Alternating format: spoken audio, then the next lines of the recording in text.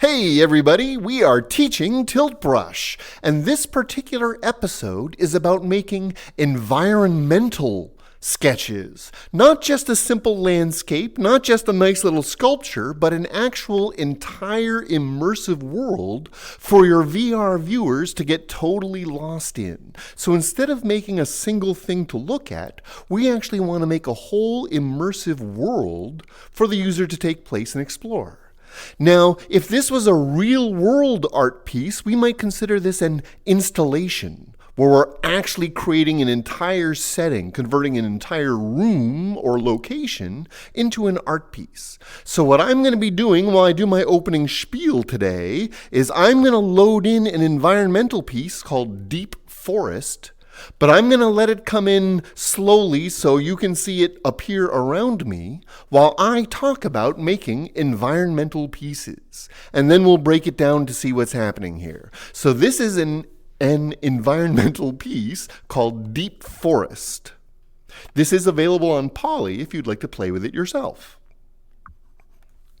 So while it sketches in around me, this was made as a full environment for being inside a deep forest, like the Black Forest in Europe or something like that. So an environmental piece is a little bit different from a landscape in that instead of making a location that's usually spread before us, we're actually trying to surround the user with an entire world so that they feel like they're in that location. Whether it's underwater or in a haunted house or a forest like this, the user gets in a full environmental piece. Now, a lot of the landscape and sculptural pieces still come into it, especially if you want to draw your visitor's attention to certain details, certain places. We can use sculptural elements or use the idea of a landscape to set up the whole piece, the whole location. But in a case like this, let's make sure we're finished here. The whole piece is surrounding us. If I actually move the environment around us, you can see no matter what direction we face, we're still surrounded by this deep forest, by this interesting location and environment. If I shrink this world down so that we can see it from afar, let's make it like a little toy here. You can see this really is actually a fairly big piece. Human scale is actually a very small form inside of this. So when we're in the middle of it, it really takes over a large pace. The camera itself is actually in the hills of the landscape that surrounds it. So you can see you don't even see the hills in the background. So when I jump into the middle of this thing, I've got it in a large distance in all directions. So as a visitor, I'm very immersed in this entire world, environmental piece. Most of the time, we're just thinking of one sort of environment. So I want a full forest. I'm not going to worry about details that aren't forest. I'm not putting the forest in a valley, that type of thing. That's getting a little too big on scale. Even a Quest with its lower system can do an environmental piece as long as you're a little judicious about it. So with this environmental piece, not only do I want to have the feeling of a forest, but once the visitor is in place, I can start bringing out details, start engaging the visitor in exploring and taking part of this whole environment. Now, unless I'm expecting the person to spend a lot of time teleporting around, I can keep the details focused within this area where the person is. Since this environment was also made to focus on you, the camera, if I rotate around the other direction, you can see in this direction there isn't nearly as much detail because I'm expecting this to be behind the person. The viewer, in this case the camera, is facing this way. That's where I'm putting most of the attention. Now, what you can't see from this camera is this detail also goes vertically a long way. I'm moving it up so you can see how tall these trees are, so that when the viewer starts looking around, this environment really does cover the full 360 horizontal, but also vertically as well. In VR, you can actually look up, which you normally can't do on a computer.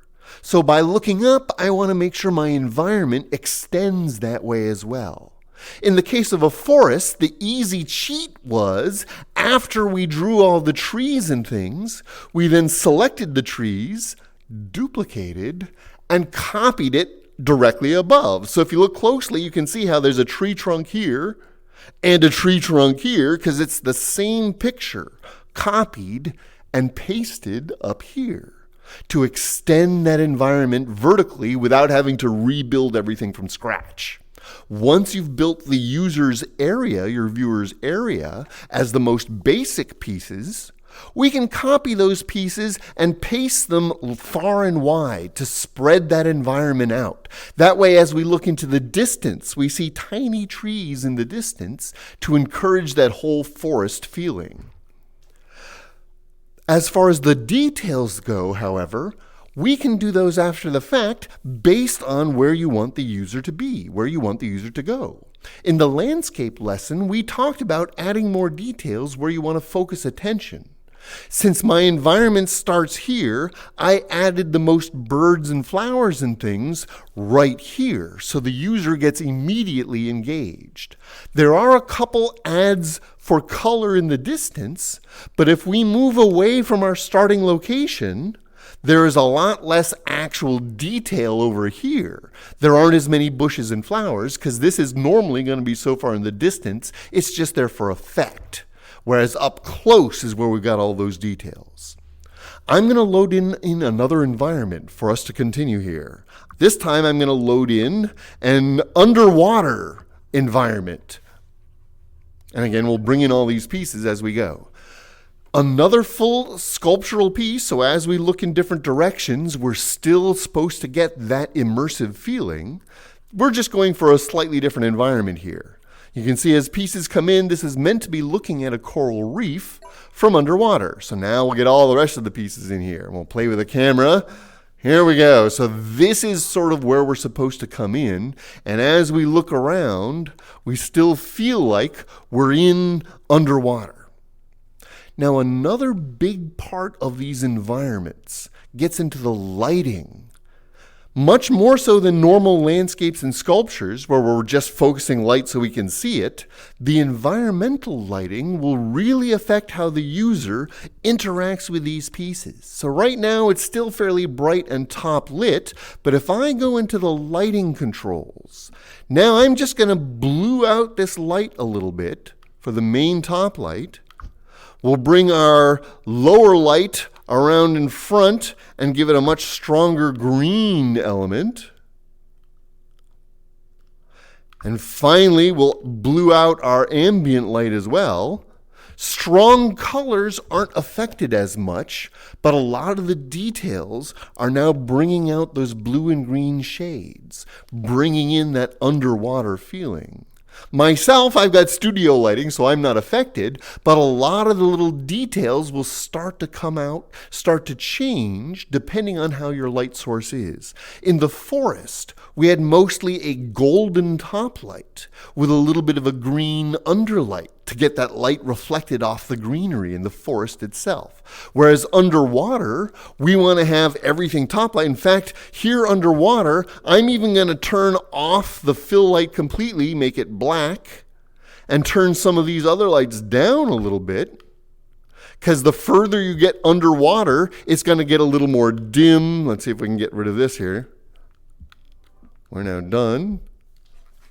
So now we can let's get it closer to the camera as well. We can use the lighting itself to help fill that environment. We actually did a whole lesson on spooky lighting effects, spooky environmental effects, so that if you're going for a dark nighttime forest, or if this was instead of a bright coral reef, if this was supposed to be way deep underwater, then changing the lighting will really reinforce that environment itself. So once you've created the piece itself, make sure you then use the lighting to enhance the feeling, enhance the location, the time of day type of thing, so that as users experience your whole world, they're really much more immersed in the setting and the location. So a bright environment, like our ice world here, let's use our ice world. We're going to have bright, strong lights because this is meant to be a very bright, strong feeling. But if I was doing a much more homey type of environment, now I'm going to use secondary light sourcing so that the fireplace is casting orange light, so that the candles, there's an orange light coming from behind me, whereas a dimmer light coming from above me, maybe I'll make a little chandelier over here or something and have the bright top light, orange side light, to really nail home the fact that we're standing in this room. It's a full environment, not just a piece in front of you. Hopefully this gives you some ideas on what we're trying to do here as far as not just making a piece to look at, but a whole world to become engaged with. So instead of just making a static picture or sketch like a normal real-world two-dimensional artist, we can build a whole world for a virtual reality experience, not just a flat picture, but a whole reality around us. Build the environment instead of just a sketch. I hope this gives you a lot of neat ideas on things to try and ideas to play with.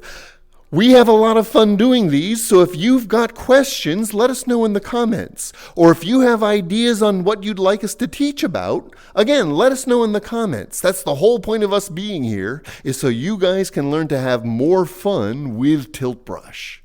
Thanks for joining us, thanks for watching, and we hope to see you next time. Have fun, everybody, with your Tilt Brush.